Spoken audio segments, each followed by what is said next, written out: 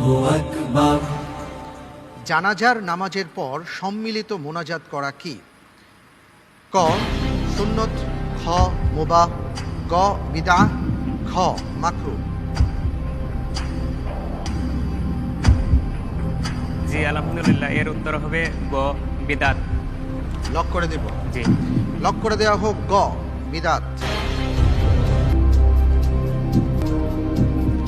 আপনি যে উত্তরটি দিয়েছেন আপনার উত্তরটি সঠিক হয়েছে, আলহামদুলিল্লাহ।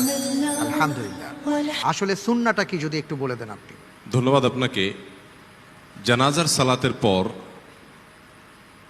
কোনো প্রকার দোয়া, সেটা সম্মিলিত হোক একাকী হোক, হাত তুলে দোয়া করা আল্লাহ সুবহানাহু ওয়া তাআলার কাছে মৃত ব্যক্তির জন্য, মুর্দার জন্য, যার জানাজার সালাত পড়া হলো তার জন্য, এটি রাসূল আকরাম সাল্লাল্লাহু আলাইহি সাল্লাম থেকে কোনো প্রকার হাদিস দ্বারা প্রমাণিত নয়।